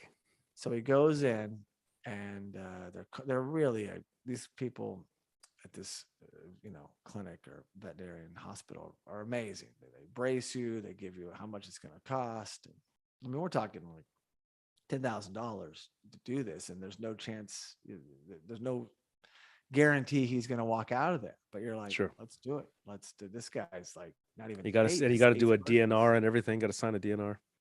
Yeah, you had to sign all that stuff, Yeah. and so they're not liable. And so the surgery was set, brought him in. Well, hang on. I'm sorry. Just to be clear, they ask if you want to sign a DNR, because when an animal goes for surgery, they're like, well, if anything happens, should we attempt to revive or not Right. attempt to revive? So they asked, they would call me, and so I put on there like within reason. Yeah. Right, within reason. If they get in there and realize this tumor is like opened up, it's causing issues, and it's going south, call me and let me know. We'll do all we can. So it was that type of thing. They're very communicative. I have to say that. In the surgery, they took breaks and called me on speakerphone so we both could hear it. And it was like, hey, he's doing good. This is going to be tough to cut out clean, but we could do it. Do you want us to proceed? Or we could just stop now, sew him up, and you could have a few days with him. But I was like, no, go get this thing out of him. Because I'm thinking, that Brody dealt with something similar, but he was older, and it was really in an area that they couldn't remove it. And it was just slowly took him. But, 12 years old. Niko's not even 8. He's close. He's like 7 years and 11 months. So at the time he was a little bit younger. So they go in, they get it out, they call back. He's doing great. We have him at the hospital. He's going to stay for a few days. They had to reattach, something so he could like pee properly. They were using a catheter for a few days. So like a day goes by, 2 days go by, and it was so stressful, Sal. Just to know your dog's across town, you can't see him, but he made it through the surgery. So they let us do a visit. We went and visited him. And yeah, he just looked wiped out, but he was so happy to see us, and he was freaking out. And then we had to come back and take him on a walk a day later or 2 days later. And if he could pee, he could go home. That was the thing, because he was on that catheter, and they don't want to send us home with that. And he did a little bit, and then he came home, and it was like, don't play any frisbee, give him 3 weeks, just was real light. But this guy's tough, man. Just running up the stairs. It's like, hey, slow down, Tiger. Slow down, Niko. No frisbees. And after 3 weeks, it was like the hair starts to grow back in. He wants to play. We're on walks every day. This was in the rear view. I thought we made it. It's incredible. They got it out. Thank you, Doc. A great team. He's back. We're all good. And then I noticed this is 2 months later. So I'm not even thinking about the surgery. It's like, man, thank God we had that behind us. And I start noticing when I come home, he comes running downstairs, and he starts like a little bit of cough-like symptoms, and it would pass. When he's excited, it would happen.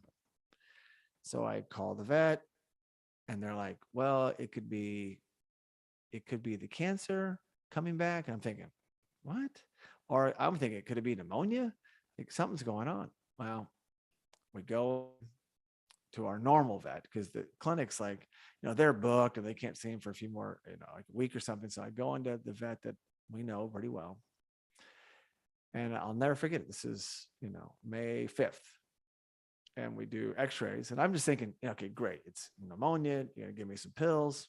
We're out of here, right? No problem.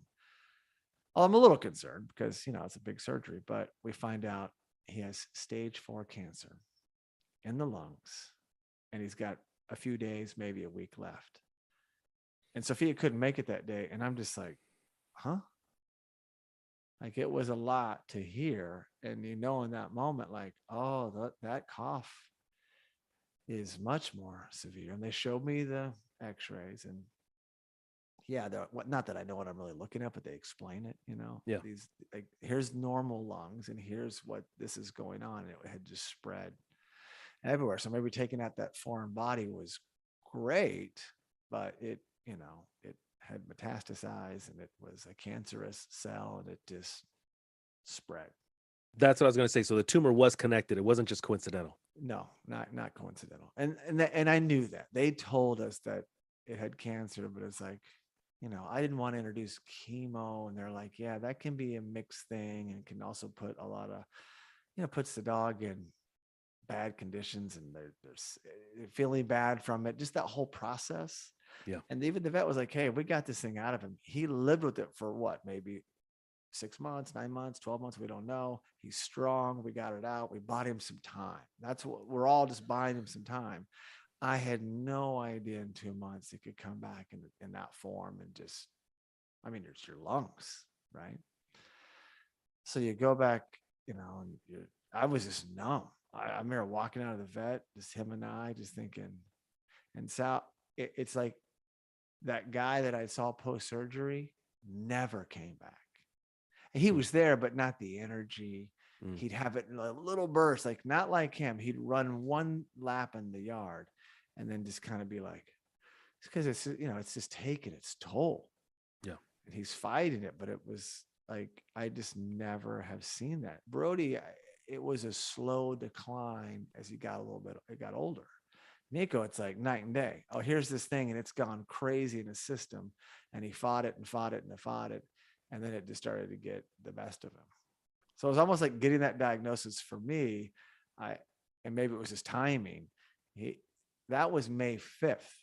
Okay. So cut to his last night, May 10th. Okay. May 10th, the night before we lose him. I'm petting him.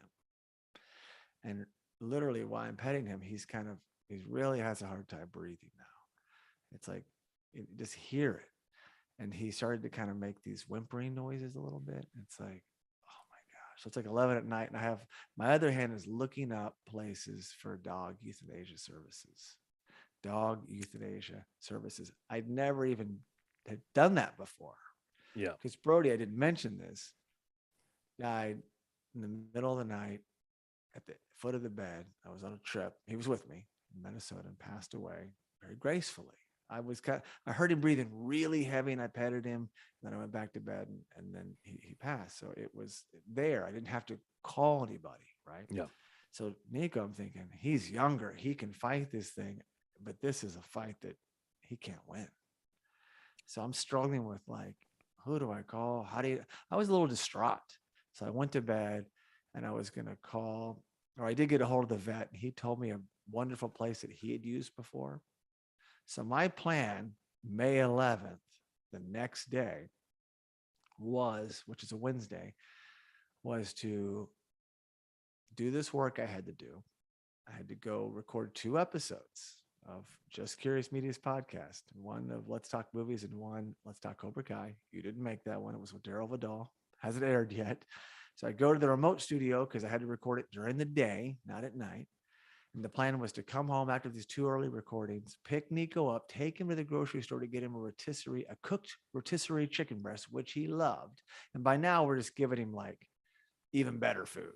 Sure. He always had like the highest end dog food, but now it's like, hey, this is a lot more human food. Yeah. And the plan was to take him to do that and check him, watch him, see where he's at, and then plan this service, which I was struggling with.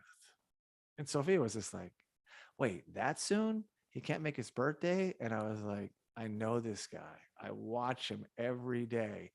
This is not good. Yeah. This is going to have to be today or Thursday or Friday if we're lucky. So then I petted him. He's outside because outside was a little cooler. I said goodbye. I got in the Jeep. I looked up. He'd already gone to the back fence to see me get in the Jeep, right? And I was like, I'll be right back. And I love you. And that's the last time I ever saw him alive. Like on the way to go record the shows. Wait, but I mean, I'm sorry, specifically, how did it happen? Well, I leave. Okay. Yes.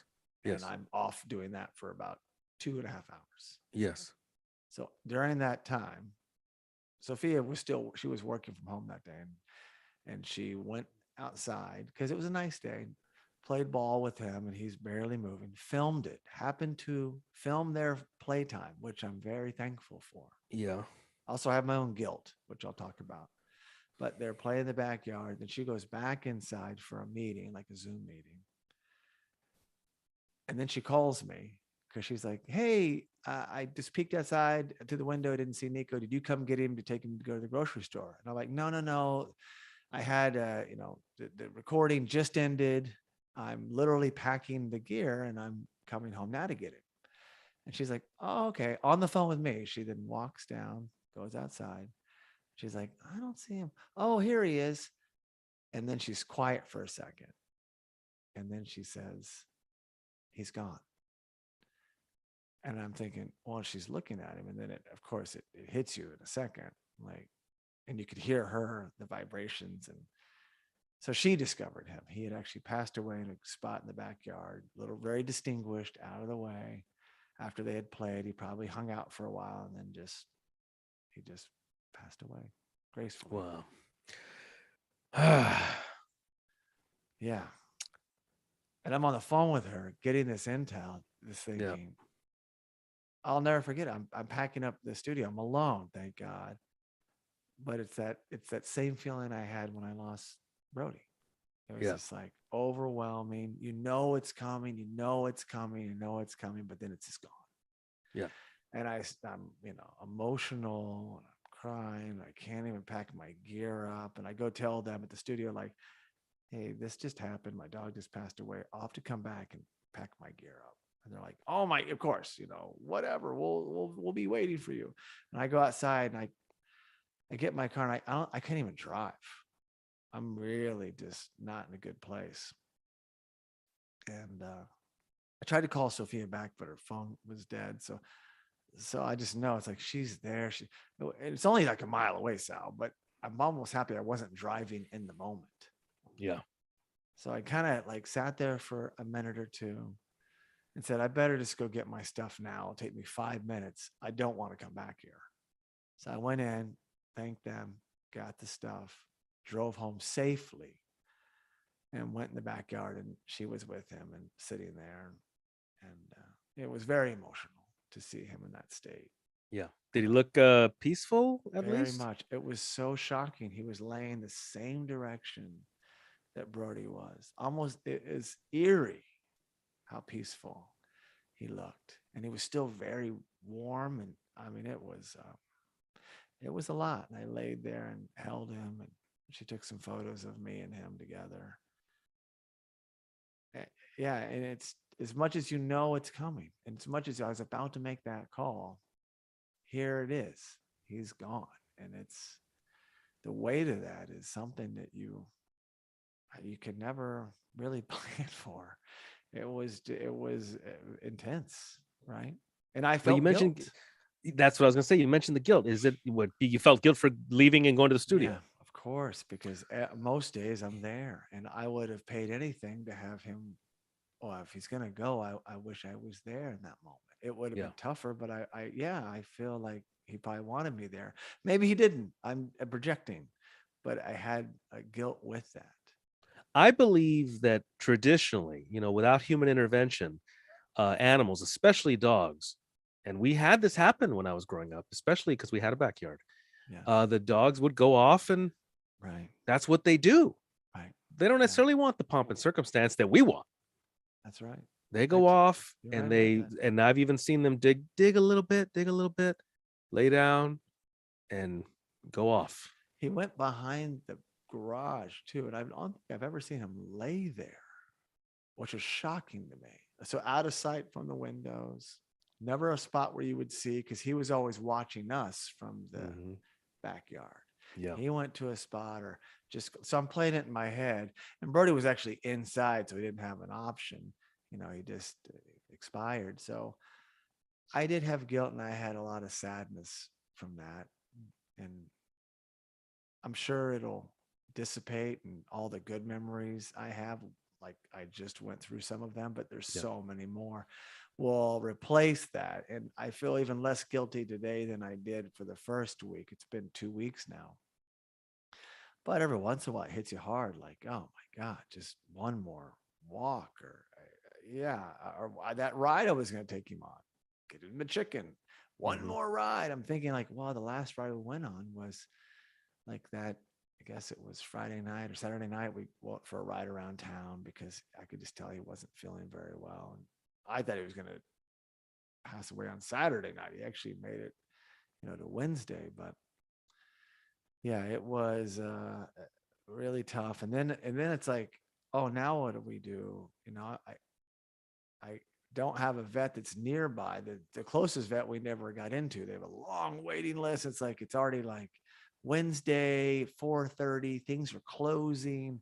I'm calling some Yep. cremation places, and I'm not even like, I don't have my wits about me. And it was really tricky. But then it's like all things, it opens up. Like this vet down the street, which is great. They're like, oh my God, we're so sorry. I know you weren't even our patient, but we want to help you because we were going to be on the waiting list. And so they said, if you can bring Niko here, we can put him in this facility. And then we called the cremation place, who were fantastic. And they said, we'll pick him up there and then we'll do everything and get you his ashes. And so it was really beautiful. And it was also nice that although I was a little worried about this, but much like Brody, with the help of this person from the crematorium at the time, helped me load Brody up, and I drove him to the place, and then they took Brody so it was almost the same thing. It was myself and Sophia helped a little, but I picked Brody up. I picked Niko up alone and put him in the back of the Jeep for that one last ride. And it was, that was kind of special, actually. How long from the house to the It's only crematorium? like a 5-minute drive. No, we just went to the vet. And then then the vet would take him to the. they would put him in their facilities, like like probably like a morgue for people. Yeah. Like it's built for that. And then they came by and picked him up, all like the way they do with the protocols and such. But that ride was really special for Sophia and I. And then we got out and stood over in the back of the Jeep until they finally came out and put him, and then took him away. And it was beautiful how it went down, as tough as it is. It was like, that couldn't have been any more beautiful. And in fact, the crematorium was fantastic. And not that he's usually on the mantle, but right here to my right is the beautiful bamboo box that Niko's ashes are in. And at some point I will sprinkle some about in places that he loved, and the backyard, all the walks. We drive across the country. I'm sure Sophia and I will do trips and places he's been, and maybe some beautiful places, and then just, keep some of the ashes as well, like I've done with Brody. And in fact, a beautiful thing is when you're subscribing to different dog places, this, that, and the other. I've been with Chewy for a while, and Chewy, because I just gotten some medicine that showed up literally the day he passed away. And I called them and said, I haven't even opened the box, but this happened. So all right, can you take it back? And they're like, don't worry, just gift it to someone, at a dog veterinarian or some sort of shelter. And they gave me the refund, which is beautiful. And then a few days later, those flowers showed up, which was incredibly touching. These sunflowers, and very nice, beautiful arrangement. And by the way, we are not endorsed by Chewy, so this is an No. extra special shout out to a company like this that goes above and beyond. They do. They really do. And they said, we're so sorry to hear of your loss of Niko, and our hearts go out to you. We know this time is tough, and we're always here if you need anything. Love, Stephanie from Chewy. So thank you, Stephanie. Very touching. Brought tears to my eyes, and it was just, you couldn't ask for anything better. And it does help with the grieving and making things just a little bit easier. Sure. Right. And thoughtful. And so the ashes also helped too, because there was a couple of days that were waiting for the ashes. And I wasn't like waiting, but when I got them, so we went out of town, and I've done this to kind of help cope, as you talked about earlier. I went out of town. We went on a trip the first weekend. We went to Vermont and just tried to get away, because it's just, this is the house that he was in the last year. And then we went to Maine this last weekend and saw friends and just tried to get away. But when we came back from Vermont, literally driving back into town on Monday, the vet called and had the ashes ready. So we said, let's just drive by now, pick them up. And it brought some closure, not closure with all the healing, but the fact that he's back home with us. Yeah, it's a finality. Yeah, it was like, it was really beautiful. I felt the same way with Brody. When Brody passed away in Minnesota, the crematorium got back to me, gave me the ashes. And then I had to drive across the country back to California. And he, you know what? I left the back of his little bed back there, and I put Brody, his ashes, well, like this, in its little container, big container, on the bed. And he made that trek back home. And that was really special. So that helped. The deep sadness is there, Sal. Sure. The holes in my heart. I mean, the constant reminders. So I have been home during the weeks, the work weeks, gone on the weekends, but I will get up from my chair, turn my computer off or do something, and just anticipate him coming in here. I mean, they learn your routines. Sure. Oh, he's doing this now or that. Or if I open a door, all the chimes go off from the, the security, the notifications. He's down there. You going outside? You go in the front yard, backyard? I keep opening the door thinking, well, where's his footsteps? It's crazy how your mind can play these tricks on you. Mm-hmm. Or if I bang something, just any noise out of the ordinary would stir him up. So I'm still getting used to that. It's only been 2 weeks. I'm sure that will remain for a while. Getting used to the silence. Oh my gosh. Right. I mean, I like silence, but not that type of silence when there's something missing. Exactly. This is a different type of silence. I find myself staring in the backyard. He's an indoor dog, but he loved the outdoor for playing, right? And that represented him more. As far as when the weather was good or it was snowing, he loved it. But he was always inside, but he loved playing out there. And I find myself just looking out there, hoping he'll emerge. Like sure, like deep down, hoping he will. And it's really interesting that the backyard's also kind of become an animal sanctuary in the last 2 weeks. It's crazy. Like now the grass is growing again because I have footage of after surgery, it was always brown and like starting to grow. And now we're getting grass because this has shifted. Massachusetts is a little behind what I'm used to, but I've seen these 2 rabbits play back there constantly, living back there, some chipmunks and birds. Now I know he's not back there chasing everybody off, but he really had the problem with the squirrels. But it's almost as if they sense in something. I don't know. But I'll go out there and I move slow and I'm not really in the backyard that much anymore. I take the trash out and I just don't even disrupt the rabbits. I almost think like it's just like, it's okay now. Let them just kind of partake in this. And Niko's a part of that. Right. Mm-hmm. And that's just the backyard, as long as we live here, is going to be that now. I'll mow it, but I want it. I'll mow it, but I'll let them just kind of live there. And a lot of rabbits in these parts, but I'm it's kind of special. I don't know. I feel something connected to him when I see them. Yeah. Well, it's like become enchanted. Yeah, that's it. Yeah. I love looking at little rabbits scurry about. It really is. And I saw these 2 chipmunks a day that I'd never seen running around by the trash can on the side of the garage. I was like, there's something there. These packs of 2. So that's really special. And I am embracing his spirit and the memories. Of course, I'm constantly looking at photos, thinking of him, knowing this episode was coming. And I got to tell you, it's helpful just to talk about. Sure. Right. It just is. I talked to some people this last weekend in Maine who are dog lovers, and they heard what happened. And I just tell them a little bit and share a couple photos, and that helps. But I've been really nervous about this episode too, because it's like, I don't know how this show is going to take, and this might be too long or it might be too emotional, but it's healing and it's helping. And I hope other people can get something from it. And maybe, hopefully, we get more people on and they share their stories and it helps them.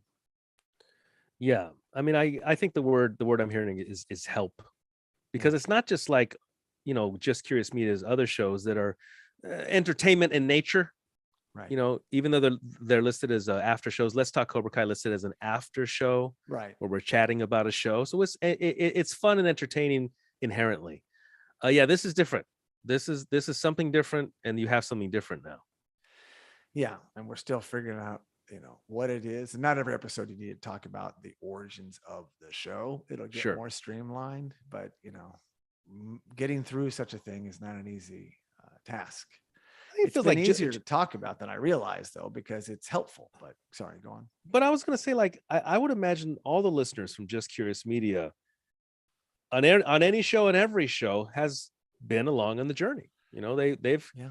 every show had its beginnings and then morphs and becomes what it is. And this will be no different. This is where it starts. This is true. This is genuine. This is real. Yeah. And then where it goes from here, well, it takes on a life of its own is what starts to happen. Absolutely. Absolutely. Well, a couple of these things that I've received, and I'm sure this, also, this is kind of cute. And I'll do this for the YouTube livers. When I got his, I guess, cremation documents, and which is really sweet that they do, very legitimate, official. Brody had the same. They gave me this pennant, and I'm not one to really wear pennants, but I thought it was really cute. It's a dog paw with a halo. Can you see that? Very cute. It's really cute. I thought that's a clever Yeah. design. I didn't already have a logo for a doggone. That would have been a good alt logo. I will share this with you because, yeah, you're not the kind to wear a pin like that. But I have a collection of pins up in my closet. I have an old T-shirt cut out, hanging up, and I got a bunch of pins on it. There you go. Like I collect pins, not on me. Some of these people are bedazzled, right? Yeah, but no, I have a pin collection literally in my closet. So you can always find a place for a nice pin like that. Yeah. Well, in a lot of places, like the crematorium and the vet. But the vet also sent me emails because he went to various vets over the years, and I let them know, and they're very kind. So there's always that, they've been down this road and they're very gracious about it. But I received, and I'm not going to read this, but most people are familiar with the Rainbow Bridge. Yes. Poem. And so I encourage anyone to go online, Google it, read it if you will. But people do like to pass that along. I noticed it when I posted, Niko passed, or even Brody before that. Someone will post on that social media, the Rainbow Bridge, and people find comfort in that. Sure. About maybe being reunited with your lost dog or pet, whatever it might be, and down the road. I don't really subscribe to some of that, but it's a beautiful sentiment. And it's all like good memories, and they're in a good place. And I do agree with that. They're in a good place, whatever that is, and they're no longer suffering. Yeah. That's the key. Yeah. So rather than read that, because you can find that online. And before we wrap up, I was just trying to maybe, in my own words, to Niko, and I could probably write this 10 times and it would come out 10 different ways. And I was trying to compress it. Yeah. But I read this, and part of this like grieving package that I was sent from this place, they're really professionals, I gotta say. I read this pamphlet and I was like, wow, I am kind of doing this. I'm actually going to do a podcast. So I was, checking the boxes for approaching my grievement, right? Yep. But it did say some people write their dog a letter, their pet a letter. I was like, wow, yeah, I haven't done that. I do a podcast. I made a video for Brody that I posted years ago. So this is real short and sweet, I would say. I'll try to read this, and maybe it's a nice way to end these episodes. Again, we're still figuring this show out, but sure. And then we'll wrap up, and we'll do a call out for other future guests, which you can help me with. But so here goes nothing. Niko, I loved you with all my heart. You were a fixture in my life for nearly 8 amazing years. And in that time, we shared some of my fondest memories. You gave me strength when I needed it to handle some major life changes, a breakup, a pandemic, moving cross country twice. And the whole time, never complaining for a moment. I would do absolutely anything to hold you one more minute, to kiss your face, and to take you on one more walk. You were the best dog I've ever hoped for, I could have ever hoped for. And I promise you that your legacy will live on through me forever.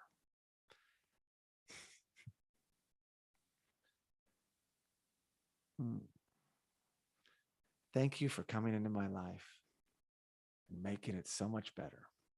I love you, Niko. So short and sweet. Jason, I've never seen this side of you. Yeah. Nor have many people. Yeah. Well, thank you. Thank you for helping me get through this. I think alone I would have went down a rabbit hole and never come out. So our professionalism, our history, our friendship helped me kind of go through this, not unattached, but more like, I need to do this. This is bigger than me. It helped me. It helped Yeah. ground me. That's for sure. Yeah. I would have done 50 takes, Sal. Okay, starting, stopping. Okay, let's go back to one. Yeah, I know it because I was prepping this the last couple of days and just, of course, tears are going to be shed. You're going to just sit and reflect, and that's not going to translate that well. Yeah. Right? Here I am sitting catatonic and missing. No, I wanted to share. This guy, Niko, meant so much to me. I was also telling a friend the other day, I think that one of his greatest gifts, potentially, and it's kind of happening now, was helping me connect with the new love of my life, not replacing him, but my new like female in my life. Mm-hmm. And had she not taken the Niko, well, that wouldn't have worked, right? Yeah. And I almost needed his strength to help me do something that's so uncomfortable, to not only move. My plan was to go to Oklahoma and then go back to Los Angeles. That's where I've built a home for 17 years. Yeah. The pandemic opened up the world, and you meet someone on a different coast and you're like, well, I mean, things are different now, but I'm telling you, his strength and just that bond, and not really being alone when you're alone, Sal, Yeah. it helped me. And to see them bond and connect, it was almost like, I'm going to be okay. And that wasn't his goal in my life, but it's something he definitely helped facilitate. Yeah. And I could see us even just getting more and more. We're super connected, but that connects you even more. Our bond is even stronger now. Just going through the surgeries with Niko, I wasn't alone through that. She was an incredible partner to me through that, and for him. And yeah, I really think this whole thing has a beautiful tale, but sometimes life is tough, man, Yeah. and it doesn't always last as long as we want it to. No. No. No, if I were to ever have, one of those, like, what would you ask God? Like, if I were to ever have a face to face with God, you Right. know, why are we so fragile? Why Right. can't we live? Give us 1,000 years or something. I mean, if you look at the the timeline of the Earth, I mean, you and I, humans, animals, together, it's such a tiny part of that. Like, God, why couldn't we have had more time? Why wouldn't you make our bodies more durable? Yeah. Right. Why? That It's would be what I would slowly ask. aging down. You're absolutely right. And think about dogs. Think of their accelerated timeline. Like, Yes, what's that how all about? 1 year for us and what, 7 years for them? Yeah, let's just Yeah. peel that back a little. Mm-hmm. Yeah. There Yeah. is a Give us company give in us more time. the Bay Area. I looked them up early on when I was looking at Doggone and potential partners or partnerships, right? And I looked them up, and they're in like a startup, and they're trying to slow down the genes and the timeline or the longevity of dogs. It's like, good luck. That's amazing. Even, yeah, if 1 year could represent 3, Yeah. you think about not 7. So, whatever that is, but I don't know how they even came up with that, but it's not too far off. But Well, look, anyway, I don't want to go into the sci-fi here, but some people, I feel that they're having, or grieving is so difficult, or loss is so difficult. yeah. They're getting their dog's DNA and trying to replicate. Mm, They're trying yeah. to regrow their love again. I mean, I think that's strange. And listen, if you do it, more power to you. I Yeah, think that's odd, though. I can't fault someone for doing it. They don't want to let go. Yeah, if someone could say, "Hey, here's a magic pill, and Niko can be back tomorrow," I'm not saying I wouldn't be interested.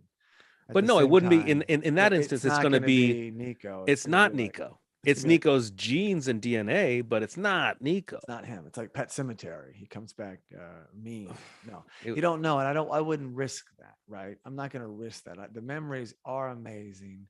This pain, it comes in waves. That's what I've noticed. yeah, I find myself finishing something, like I'm going to work on this, and it's like, hang on, I go into a trance, and it's a wave, and it's emotions, and yeah, it has helped me being gone the last couple of weeks. It's not that I'm trying to avoid it, but I'm also just trying to heal.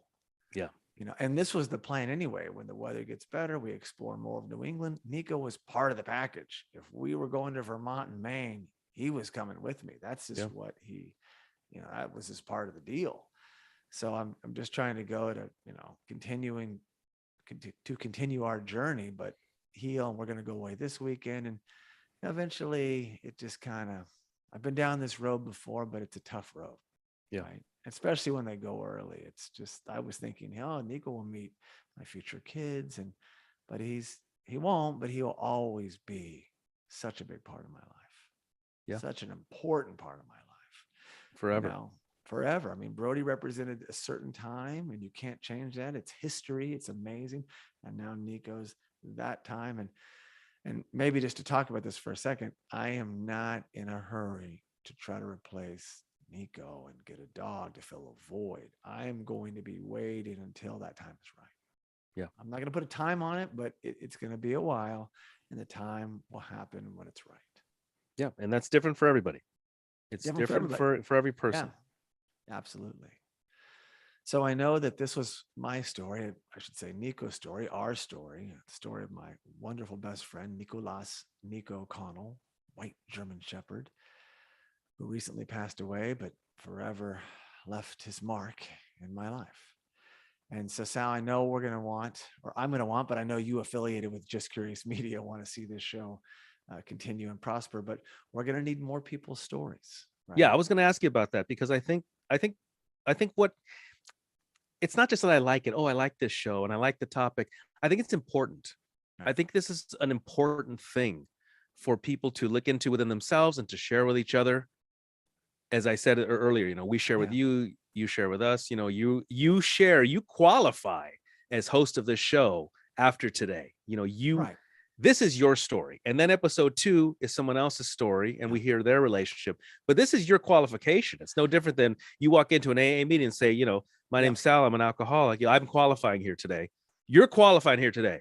Yeah. And the timing, the way this happened, you've been talking about the show for a long time. This is the time. And I think what you're doing is good. And I think it's important. And yeah, thanks for saying that. And that was never the plan. I think that may have been one thing that was, I don't know if it was holding me back, but it was a concern. It was a hurdle. Like, I'm going to ask you, who I don't know, to be on a show, to be super vulnerable, but I'm a dog lover, Yeah. right? This wasn't by design, but that's when it felt like this is that time. If I can do this and I can get through this, actually, this whole conversation with you and sharing, oh, it has been helping. And I know it. I can feel it. So I want to help others. Now, we'll need more stories. So if you're hearing this podcast or seeing the social media and you find out about Doggone podcast, please send us a message, right? You potentially could be a good fit, or the timing might be right. Message us on Instagram and Facebook. We'll talk about that in a minute in the outro. But ideally, we're looking for people that have experienced the passing of a dog more recently. There's no special timeline, right? Mine's 2 weeks ago. That may be too soon for some. I get it. I felt like I had to do it now, but we're probably not going to go out and try to book guests that have lost a dog 10 years ago right now.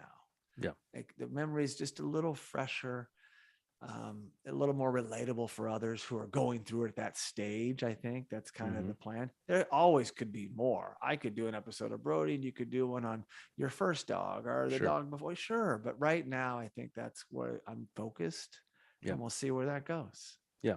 And right now, this is what I think about too. Like when this episode, I mean, even now, somebody catches it on YouTube Live, or when it's finally uploaded, someone listens to it who is going through the same thing. Totally. Right. They know exactly how you feel because they're in it along with you. Yeah. And I know I didn't talk about one thing earlier, and I just to add it here, that I didn't have to go through with the euthanasia service. I was going to, and I've read that had I done that, there's a whole other level of guilt that comes with that. Oh yeah. And people are dealing with that now. And I'm here to say that my plan was to do that. Yeah. Because if your dog is facing just, they're struggling, they're suffering, you see it, you know them, you know your creatures very well, very intimately. I was going to, ease that pain. He just, made it easier on me in some respects, and just expired without me doing that. But I could see how that would be another grieving point. And we'll probably have some people on who are struggling with that. And again, I don't have the answers, but talking and sharing can help in that. So there's that. I meant to say that earlier, so I at least wanted to add that here. No, you're right though, and that's one of the facets of this whole thing. Is like you say, the name of the show, Doggone. We've talked about the dog. Now let's talk about the gone. And the gone is, how are you dealing with that? How are we dealing with that? The things you have to deal with, like having guilt. Yeah, what if you have to euthanize your dog? And yeah, that may affect people differently. That's not an easy choice to make. It's not an easy thing to do, and it's not an easy thing to recover from. It's almost like a secondary recovery needs to take place. Yeah. With that alone. So yeah, there's a lot to unpack here, and this is only the beginning. So I don't think you should feel pressure, Jason, that No, you got to cover everything on the first I episode. don't. Believe me, there's going to be all kinds of stuff which we I- probably haven't even thought of yet. I don't have the answers. I hope to learn on this journey. Listen, you and I weren't the world's best podcasters for Let's Talk Cobra Kai episode 1. Not that we're the world's best now, but we improved. We learned it. I thought we were pretty good out of the gate. Yeah. But we learned what it was, how to do episodes, how to structure it, how to come back every week with the same energy. And so all that's important, right? Well, I want to learn from myself and others. And one thing I'm going to do, I was thinking about this the other day, I'm probably going to keep his Instagram account going. Sure. And share. I was so many photos I never got around to posting, and not like daily, but having just some things come out and continue to share. Niko kind of being not the spokesperson, but a participant, an honoree on Doggone. And I do want to keep that presence going, at least, in the interim, at least for now. So I think I like keeping the memory alive of loved ones, whether two-legged or four-legged. I love the movie Coco, and the movie Coco talks about, when we forget our ancestors is when they're really gone. As long as you remember them, you keep their memory alive, they are alive. Right. So once you forget them. So no, I'm big. Think about Niko, remember him, look at his pictures. I'm a big fan of that. Keep his memory alive. Well, that's all I have, Sal. I can't thank you enough for going on this journey with me. First episode of Doggone.